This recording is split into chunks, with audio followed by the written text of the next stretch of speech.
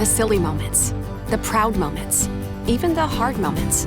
They're why Wellmark Blue Cross and Blue Shield is committed to making healthcare better, more affordable, with more choices for care, and peace of mind through it all. Because Blue is here for you.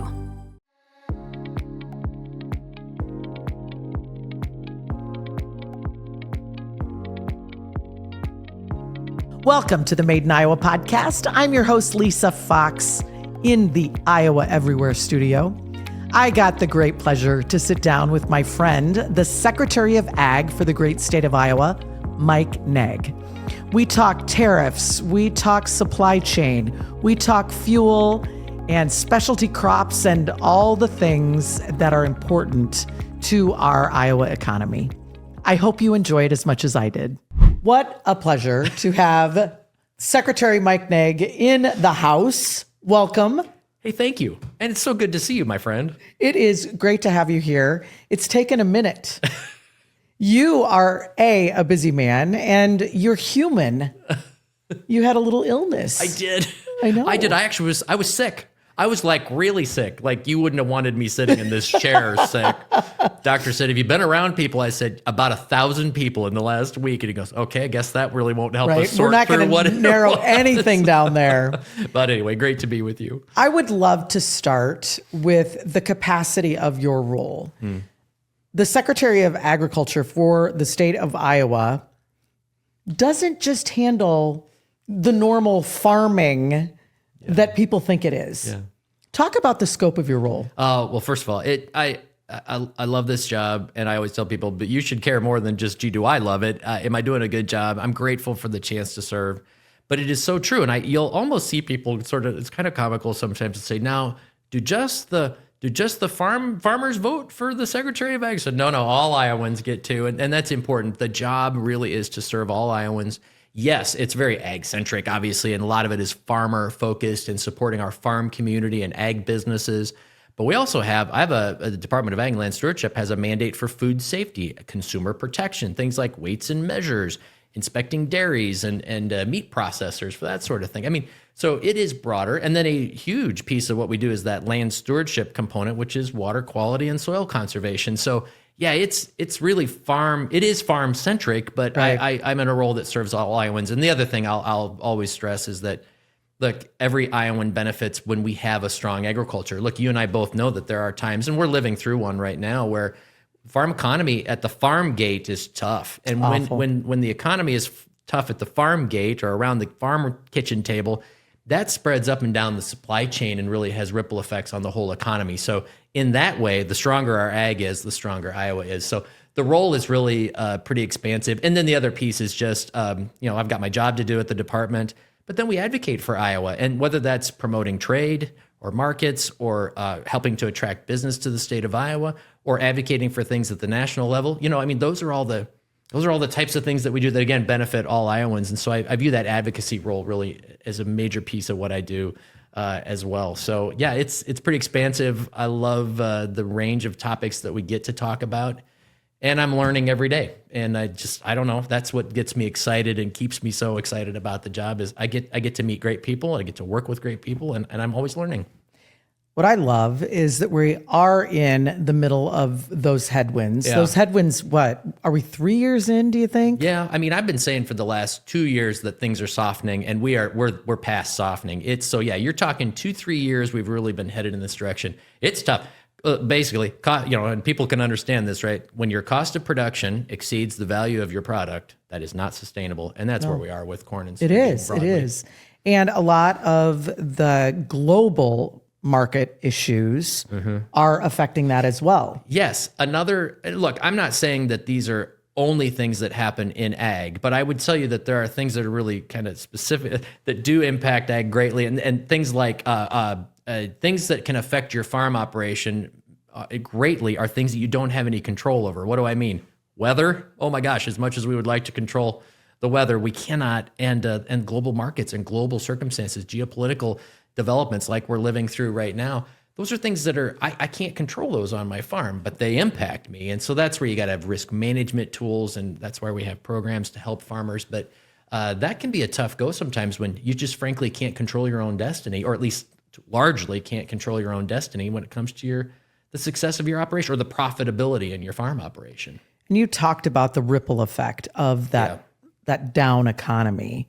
So many people that are listening to this podcast are general business people, and they are impacted by these headwinds. Do you see hope? Do you see things at all turning? Well, you're asking a farmer in spring whether there's optimism, and I say, of course there is, and it's you have to be, God because bless you. You are one of them. You are a farmer. You have to be. Yeah. So short answer is, look, this is a tough spot. Oh, by the way, I always I like to think about, because we think about supply chains, or we talk about supply chains or value chains. Farmers, sometimes people think of the farm as being the beginning of a supply chain. The corn and soybean we produce goes on to do these other things. The farmer kind of sits smack dab in the middle of the supply chain, meaning they need a whole bunch of things, all these inputs and equipment, and then down, the processing, further processing, and those types of things. And so the effect from that farm goes both directions, and so that can be really challenging. Is there a reason to be optimistic? Always. Nobody does it as well as we do in this. I mean, we are one of the most productive places in the world doing what we do. We do it the best. We do it the most sustainably. We have the most innovation, some of the most productive farm ground in the world. And I always say, I wouldn't trade with anybody else. Now, but this global situation, the impact, the cost of inputs, the global marketplace is bringing so much pressure to margins. But there's always things we can do. We can work on that input side. We can build further demand for the products that we're making. And we can bring policy certainty through things like Farm Bill, year-round access to E16. I mean, there are plenty of solutions out there that we can go after. So I'm going to tell you that, there's optimism, but we're in a tough pinch right now. 26 feels like a kind of a watershed moment where we really need to see some things change in our favor. Otherwise, I think you could really get to a pinch point, a pain point with some farmers, and that's a tough spot. So we're going to continue to push on those things that we can control. Awesome. Let's talk about the tariffs real quick. Various opinions on their impact. I interview a lot of manufacturers, and I am seeing more reshoring, more onshoring, more innovation, and an attempt to protect ourselves from the supply chain issues that we had during COVID. What are you seeing on the ag side? As you say, complex issue, multiple opinions, strongly held opinions. But no, I think that what I would say broadly is that the ag community, I think, broadly understands that what President Trump said by the way, if you're surprised at what he's doing, you really haven't. You shouldn't be. You haven't been paying attention. He's run 3 times for president talking about this. But I think most people can understand the concept of tariffs as a tactic. Tariffs as a tactic to gain better market access. And it is true. There are far too many countries in the world, markets in the world, where we have been unfairly treated. Our products flow into those, we freely buy things from countries. We might even give tariff advantages, and we don't have non-tariff barriers to enter the U.S. marketplace. And then we got barrier after barrier or tariff after tariff where we're trying to get into a marketplace. Poorly treated, very unbalanced. And I think farmers would tell you that, like, we feel like we've been mistreated, whether it's China or India, Europe, just around the world. You can cite examples of where we've been mistreated, or at least there hasn't been fairness. So tariffs as a tactic to gain market access. Yes, we understand that. Disruption, yes, some pain that's caused by that or uncertainty. But if you can secure better deals, and look, in last year alone, I think it was something like 17 trade frameworks were announced by the Trump administration. This isn't a political comment. I'm just saying that the previous 4 years during the Biden administration, they made no bones about it. They were not trying to secure new trade deals. 17 in 1 year. Now, some of those are fully negotiated. Some are just frameworks, and we're anxiously waiting for details. But the point is, people look at that and say, I get it. That's what we're trying to do, gain market access. Take India. Conventional wisdom tells you that it's going to take us 20 years to gain a market access to India, famously protectionist. And here, just, last month or so, we had an agreement, at least a framework where we can start to think about how do we get some products in and get some more market access there. So that doesn't happen unless you're bringing this tariff discussion. Tariffs as a strategy, ongoing tariffs, I think that's where people are saying, you're going to have to prove to me that works in the ag space. And Iowa, look, we are second in the country, California's number one, Iowa is number two in terms of the value of the food and ag products that we export. And that's everything from corn and soybean and pork and beef and those types of things, but also ag chemicals, equipment, et cetera, et cetera. Right. We are a significant exporter, and that's good for us. So we need markets. Now on the input side, we also have some things like fertilizer that are being tariffed. Yeah. And I think there's some arguments being made that, hey, that we, especially now as we're looking at issues in the Middle East and conflict and supply chain disruption there, that we really need to look at some of these tariffs on products that are coming in. So let's look at those fertilizer products. Yeah. Is there something preventing us from manufacturing those here? Yeah, some of those fertilizer products are mined in other places in the world, and you simply don't just create those reserves here. And what's an example? Well, phosphate is one that's where that's you're largely Canada's a huge exporter of that, but there are other places in the world. But I would say that really when it comes to fertilizer production, energy is one of the key drivers. Natural gas is one of the key ingredients, and so if natural gas is available and reasonably priced, that's going to help fertilizer prices. If it's not, that's a problem. And so actually, if you kind of look at the connection between energy prices, oil prices, and fertilizer prices, there's very much a correlation there.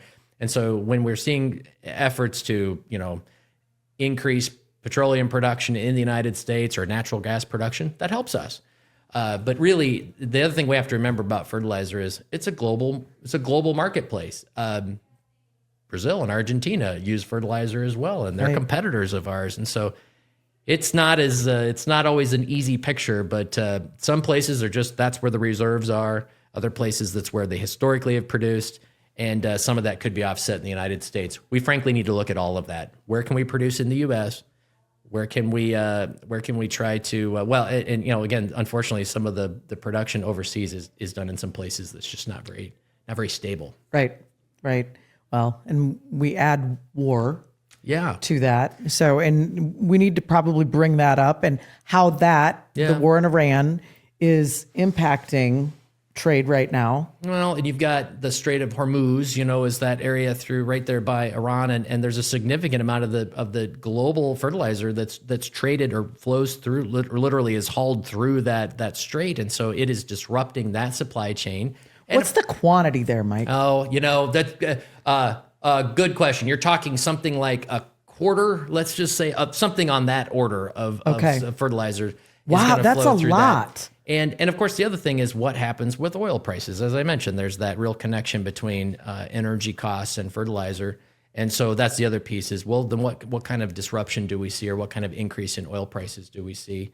And what's that effect on fertilizer? So yeah, you disrupt a major major thoroughfare when it comes to all kinds of supply chains. Mm-hmm. You're going to see some ripple effects. You mentioned alternative uses. That's one way we can offset those headwinds, is to find more uses for our products. Oh, yes. And fuel is one of those. Yeah. Anything exciting happening around biomass or other types of fuels? Yeah, absolutely. Well, and I'm pro biofuels anyway, and I was always been, and there's so many reasons to be. But I think it's times like these that we are living through, with disruption and potential for oil prices to increase, where we say, wait a minute, one of the reasons that we started down this path of renewable fuels and having a renewable fuel standard in this country came out of the early 2000s, where coming out of 9/11, we were thinking more about domestic energy production, being less reliant on foreign sources of oil, and oil coming from places that aren't friendly to us. Right. And, it made obvious sense. That was the driver back then. Well, today, the driver is that, and only being reinforced now, but also cleaner burning, good for the environment, good for farmers, of course. We take more corn or soybean and turn it into fuel. That helps our markets, adds more value. We always love the value add, the further processing here. But hey, the other thing that we're talking a lot about now is affordability for consumers, for Americans, for Iowans. And time and time again, we show that E16, unleaded 88, 15% blend of ethanol in your fuel. In Iowa, that is 10 to 15 cents cheaper than E10. And you pull up to the pump, it's the highest octane for the lowest price. When it's available, Iowans pick it. Here's a data point for you. So last year, Iowans saved right around $61 million by choosing E15 over E10. You're kidding me. That's real money where I come from, and certainly I've got 2 teenage drivers on the road, so I'm keeping track of how much we spend on fuel. But I mean, those are real savings. And so I look at that and say, domestic energy production, good for farmers, good for the environment, good for consumers. Yep. My goodness, what are we doing here? We should have more of this. So we see that biofuels is a big one. Sustainable aviation fuel, even sustainable marine fuel, is a huge opportunity for us. Are we making strides? Yeah, it's maybe not going as fast as we would want, but I tell you that the whole issue, sustainable aviation fuel is real. It's happening around the world. Yes, it may not even be driven by U.S. policy. It's just, places like the UK and India and Japan. I mean, there are countries around the world, they're going to say, we want to use it. Somebody's going to provide it. Is it going to be us or is it going to be Brazil? And I think that's the kind of thing that we need to think about. I'm also there beyond biofuels. It's just continues to be bio-based anything, bio-based everything. Think of a bushel of corn and a bushel of soybean like you could think of a barrel of oil. You can crack that kernel down into lots of things, plastics, renewable chemicals, bio-based materials of all kinds. Sky's the limit, really, when it comes to this. So short answer, yes, there's lots of opportunity. In some ways, it feels like we're really just getting going in that. It just so happens that ethanol, biodiesel, renewable diesel happen to be some of those very first, most impactful things that we've seen work. We can go beyond. Is there any policy work going on right now, either in the state or federally, that will incentivize that? Year-round nationwide access to E15 is the current most important, nearest term thing that can be done. What's happening here? In Iowa, we have this year-round. We have it year-round because the governor has wisely led a coalition of Midwestern governors to get a waiver to allow for E15 to be used in the summer. This goes back to the 90s when people weren't even really thinking about they weren't even sure they understood that E10 could become nationwide. And it is. It's basically the base fuel in this country now. They couldn't understand the concept of E15. And so there's a rule in place or not a rule, it's a law because Congress needs to change it, that prevents the use of E15 during the summer months. And it's got to do with vapor, vapors coming off of that fuel. Well, turns out, actually, there's less vapor coming off that fuel, E15, than E10. Standard fuel. It doesn't even make sense. That's the thing that just drives you absolutely nuts is the only reason this hasn't changed is because there's opposition from some of the refineries. It's just, there's a high level of frustration. So what you would have is a fuel marketer could carry E15 for 9 months out of the year, but then for 3 months during the summer fueling season, they have to relabel and change everything out. Well, you don't want to confuse your customer. Right. You want to offer it, you offer it. So I don't begrudge or blame those fuel marketers for wanting certainty. Let's just give it to them.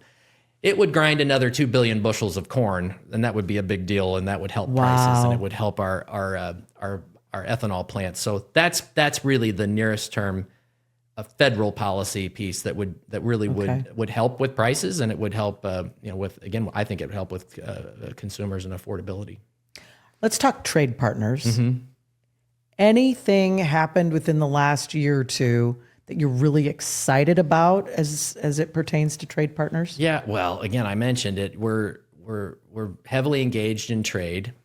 Big picture, right? So we second in the country when it comes to the value of our food and ag exports. But the ideal situation is not that we would export corn and soybean at commodity prices. What we want to be able to do is add the value here, export things like ethanol, pork, beef, dairy products, XYZ, right? You get it. Now we need to sell some corn and soybean too, for market, to take some of the excess supply off. But that's not the ideal situation. There are markets all over the world for us. I would say what's maybe the most exciting. There's huge growth opportunities across Southeast Asia. I was just in Indonesia and Vietnam in November this past year, and actually India in September, Indonesia and Vietnam in November, leading state trade missions with the governor in India. And, what you're seeing over there is these are growing countries, growing populations, growing economies, growing middle class, rising incomes in their middle class.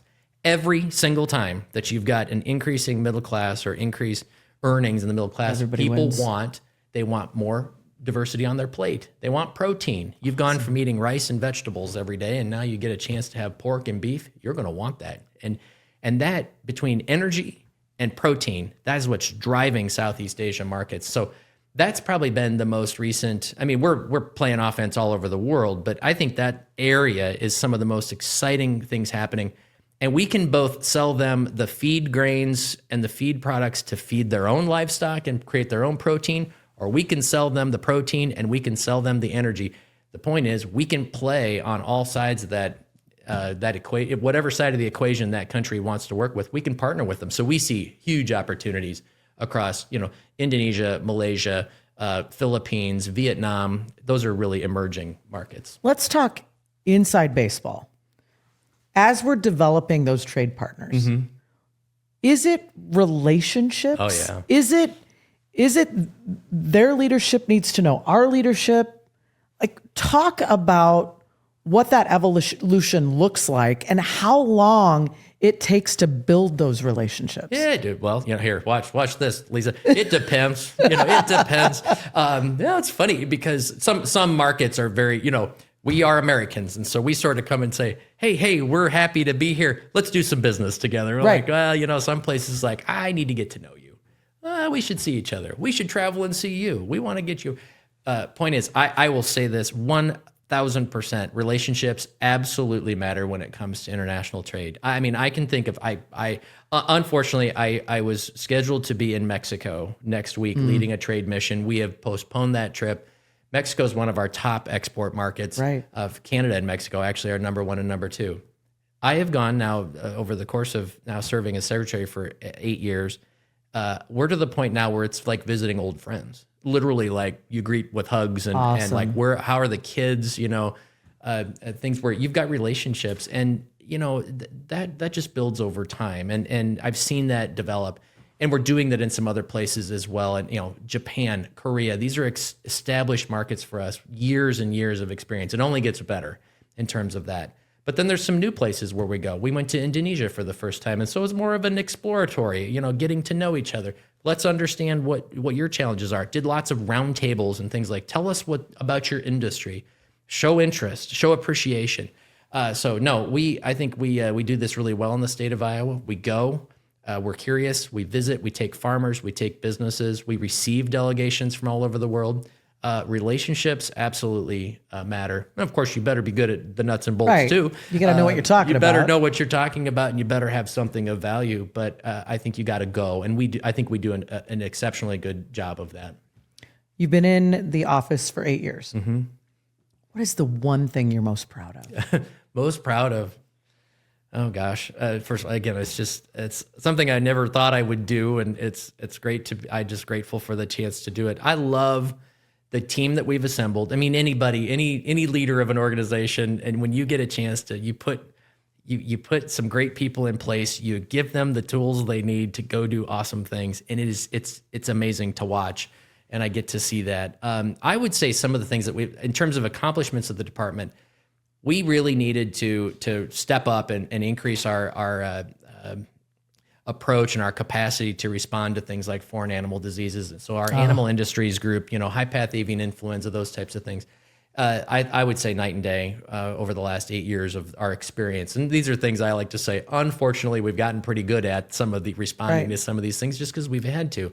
But we've turned that had to respond into a huge opportunity to just do better. And frankly, I think we're one of the leading states when it comes to that now. And I couldn't have said that 8 years ago. The other thing I'm really proud of, and I'm excited to watch this develop, is the establishment of Choose Iowa. And that's our state branded program for Iowa grown, Iowa made, Iowa raised. And it's growing gangbusters. Would love to talk more about that if we can. I would love to get into it. Tell us what it is, when it was introduced. Yeah. And the goals. I'm going to say one more thing. I think our work around water quality and going from really just starting to implement Iowa's nutrient reduction strategy to setting to where we are now, just for 4 years in a row, have set records for conservation adoption. That's not me doing that. That's not even just our team doing that. That's a tremendous amount of partnership and working together.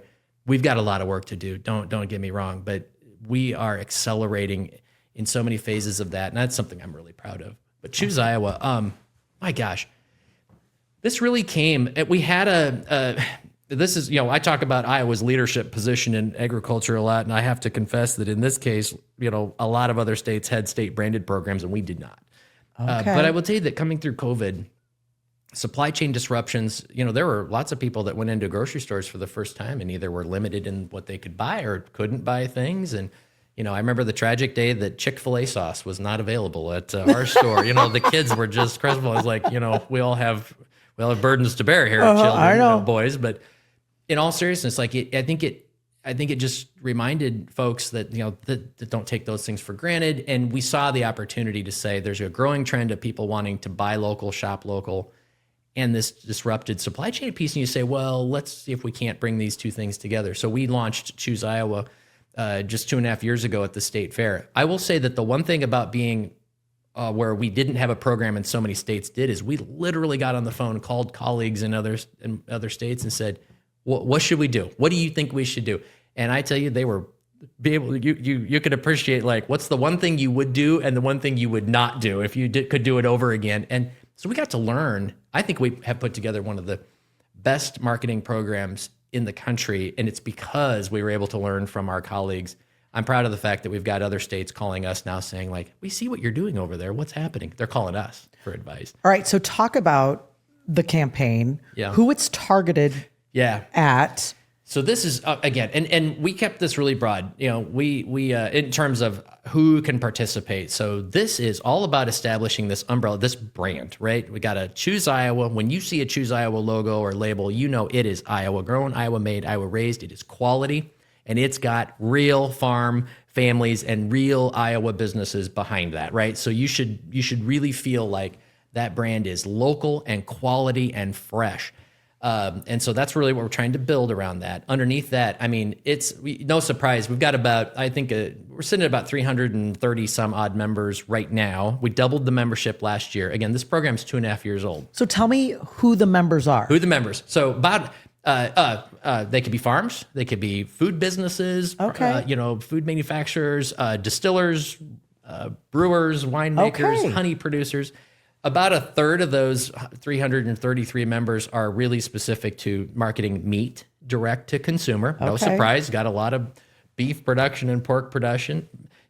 Farm is raising beef on a farm. They're processing local at a small locker and selling local. You might have every dollar in that. All those transactions may never leave a county. That's great. Those dollars are bouncing around. Awesome. The closer to the production, the better. Absolutely. And for our producers, what it allows them is, especially if you're in the beef side, I've heard them say all the times, we're just trying to control our own destiny a little bit more. If we can gain a little more margin by selling direct, or at least set our own price, and we don't have to rely on somebody else. The other piece is you've got fruit and vegetable production, textiles. Really honey, again, soy candles. I can think of we kept it really, wanted to have a broad horticulture crops, non-food crops. There's a great diversity in our agriculture that we don't get credit for. We didn't create this. This has been a building over time. I always say we didn't create the local movement by just creating Choose Iowa. What we're trying to do is give voice to it. We're trying to create the marketing umbrella.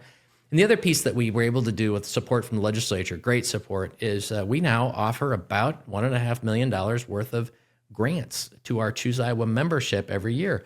There's a value-added ag grant, which is, things like, you need to put in some display cases in your new farm store on your farm, your retail, or your, I don't know, building out a building, putting automation in, putting in packaging line, something like that.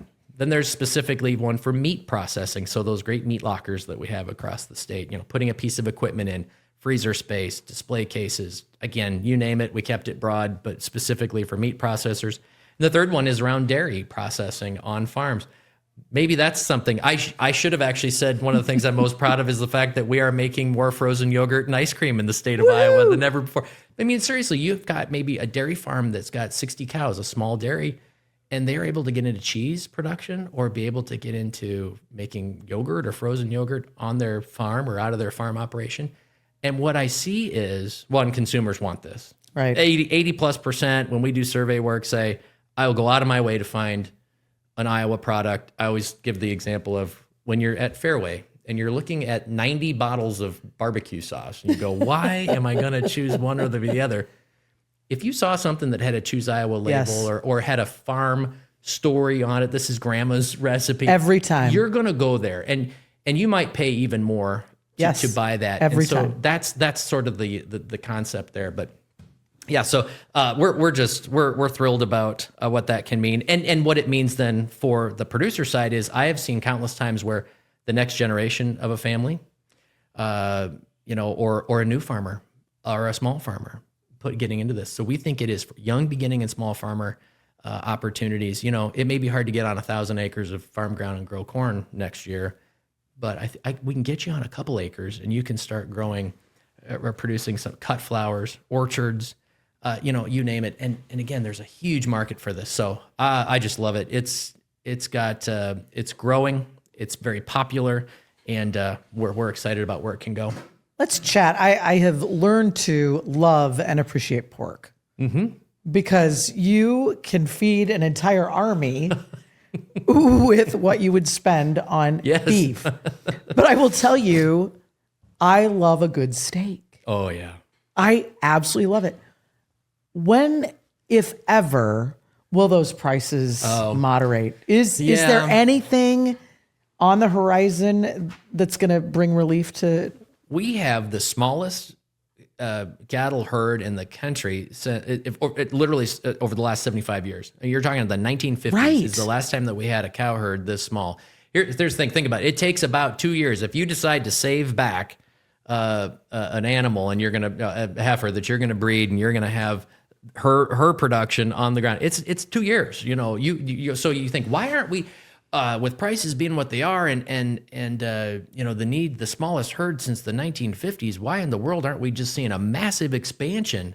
Well, you have to feed her and you have to own her and you have to for 2 years before you're going to see $1 coming the other way. It is a very expensive, huge to make that investment.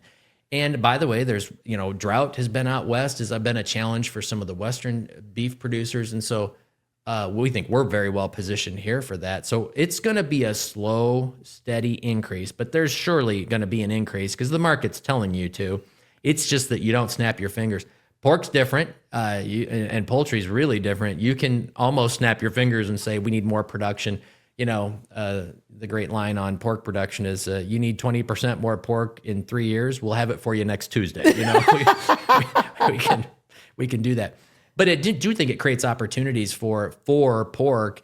And beef, by the way, beef prices have gone up. That's right. That's what look, I'm never going to apologize for farmers. Farmers need to be paid a fair price for what they're doing. Right. It is expensive for them to produce that beef. They're not. And oftentimes, and I think your listenership can understand this. So think of it. Basically, our beef producers are investing a significantly more capital because of that cost of those animals and the cost of feeding them, and they're essentially trying to secure the same margin that they have all along. So I think you're just putting that much, where you're putting twice as much, maybe 3 times as much capital the same at risk margin. for the same margin, and that can be really tough at interest rates that are 2 and 3 times what they were just a few years ago. So it's going to come down. It's not going to be fast. What it does create is some opportunities in the case for pork, I think. And and so it's not all bad news. And look, Americans love their beef. Oh my! And you just said it. Is there anything better than a ribeye on the grill? Nope.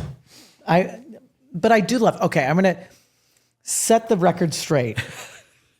I'm gonna ask you for your authoritative answer here. Okay. I like my pork a little bit on the rare side. Yeah. Is that okay? Oh, absolutely. Is it safe? 150, 154, 150. I mean, I think there actually is it's a bit of a misnomer that back, I think all of us grew up, you and I would have grown up in an era where it was like, you have to cook that pork. Well, it's got to be well done. And so you end up with this kind of dry and Yeah. not so enjoyable piece of meat. No, they've actually now proven absolutely, you really should leave it. There's proper cooking. I shouldn't cite the number if I can't bring it to mind just this minute, but what you should do is get yourself acquainted with that, because you absolutely can leave that pork a little bit pink, and it is safe and it is fantastic. Yeah. Honestly, I have to say, and I love all my proteins, but I will argue that a perfectly done Iowa pork chop that's tender and has been marinated and has been prepared correctly to the right temperature, I'll put it up against any piece of meat. I'm going to do a shout out right now to my friends over at Old Station Craft Meats. Their Iowa chops, I can't even, like, it's ridiculous. So this is where, I think you and I've talked about this a lot, and you've heard me say it a lot. Let's play to our strengths. Right? Play to our strengths.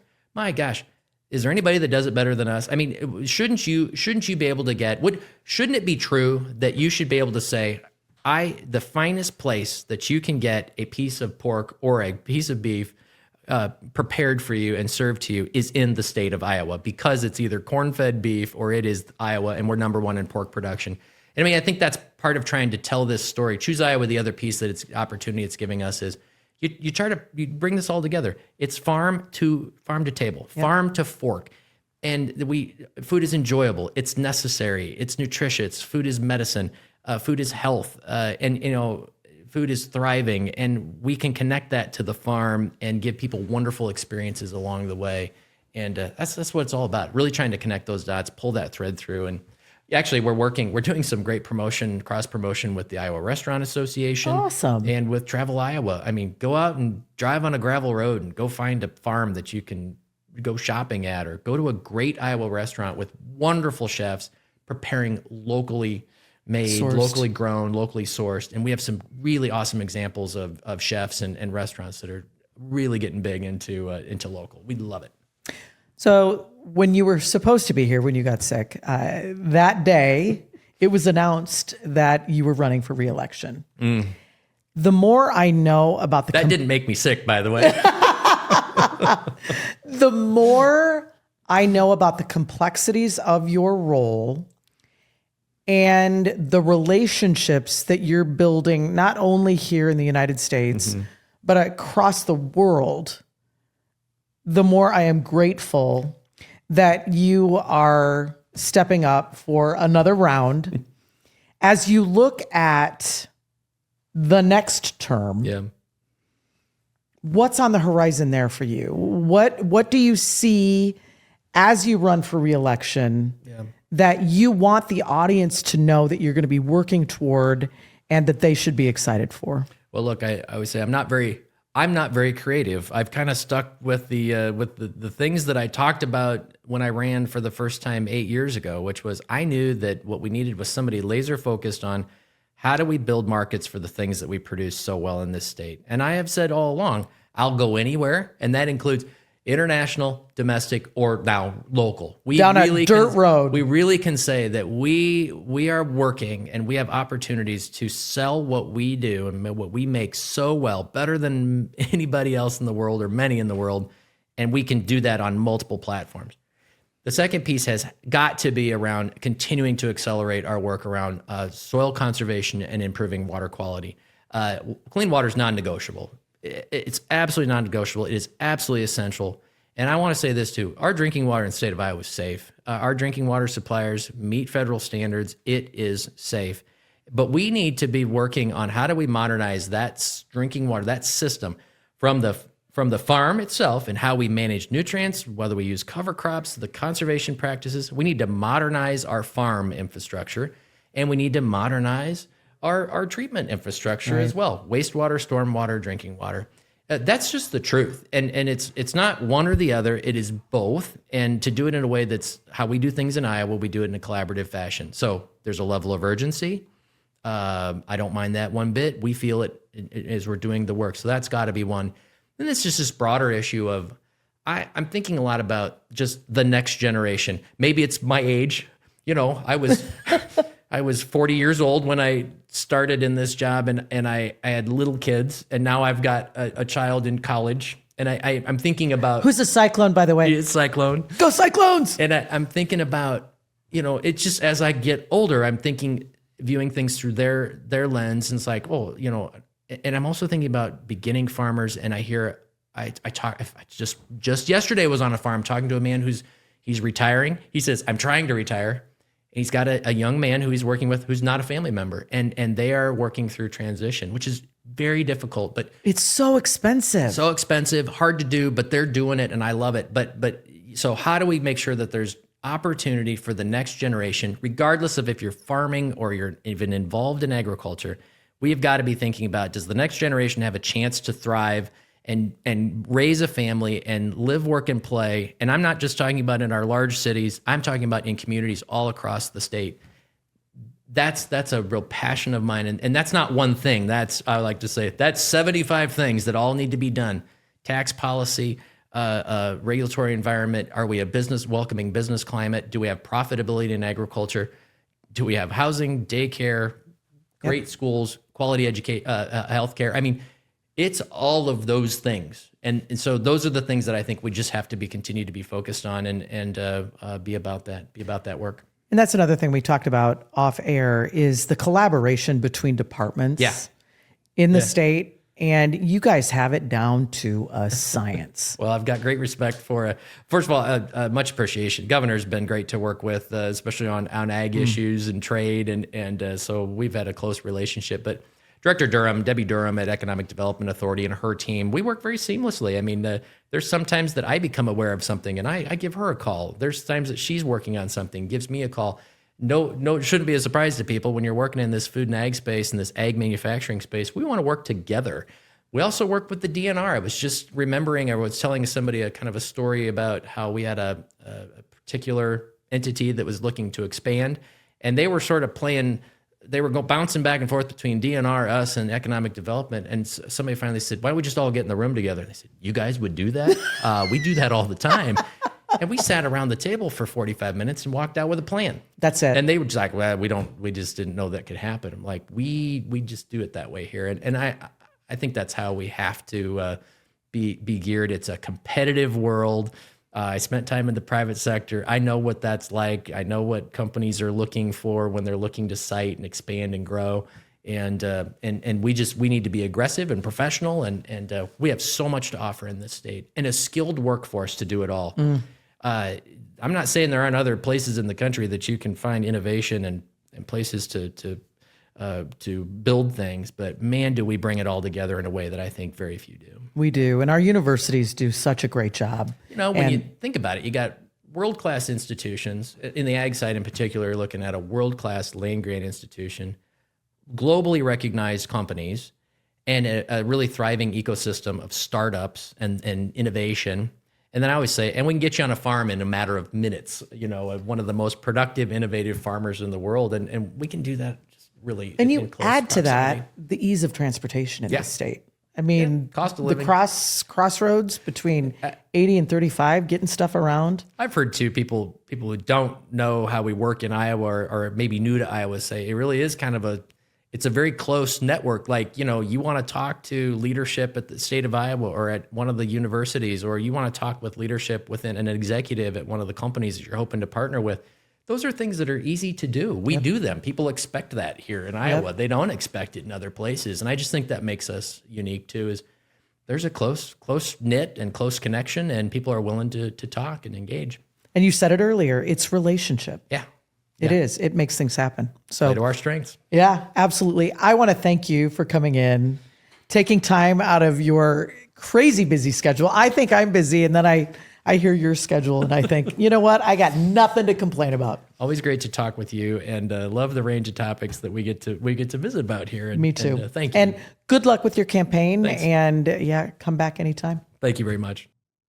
Now, our experts from Wellmark Blue Cross and Blue Shield, our Made in Iowa presenting sponsor, break down top health concerns for today's employers. Today, Laura Jackson, leader of Health Improvement, shares insights on rural health care and access across Iowa.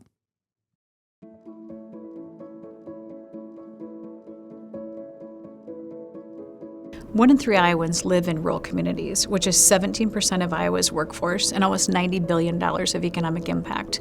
And it's incredibly important to our identity as a state as much as it is our economy. But let's think about the people who live in those rural communities. They suffer from greater rates of preventable disease, and they die younger than their urban counterparts from those preventable conditions. And we don't believe where you live should dictate how long and well you live, which is why at Wellmark, we really aim at long-term solutions that go upstream and try to remove the barriers from really people and how they live every day so that they can live a longer, better life.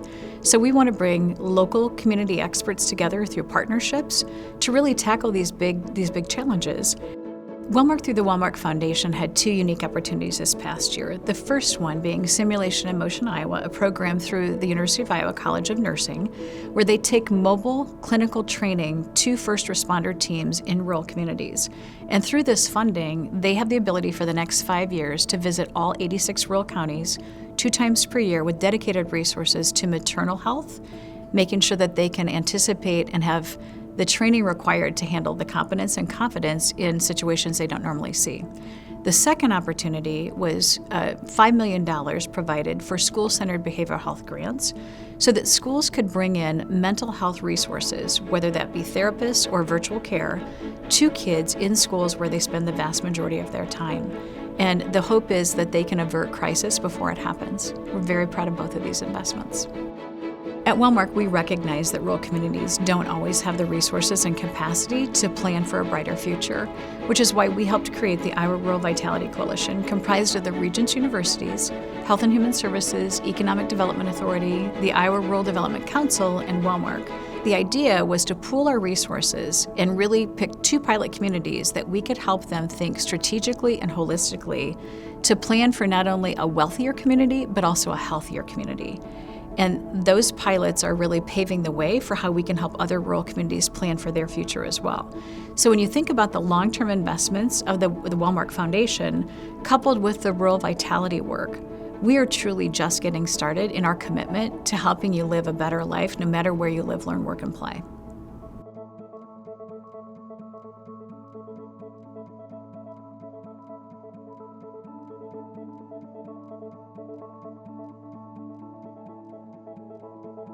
Thanks for listening. Wellmark is an Iowa leader in group health insurance coverage. Wellmark, Blue Cross and Blue Shield, and the Wellmark Foundation are independent licensees of the Blue Cross and Blue Shield Association. Thank you for tuning in to Made in Iowa. Subscribe, like, and share wherever you listen. Catch episodes weekly from the Iowa Everywhere studio on the BPC streaming network.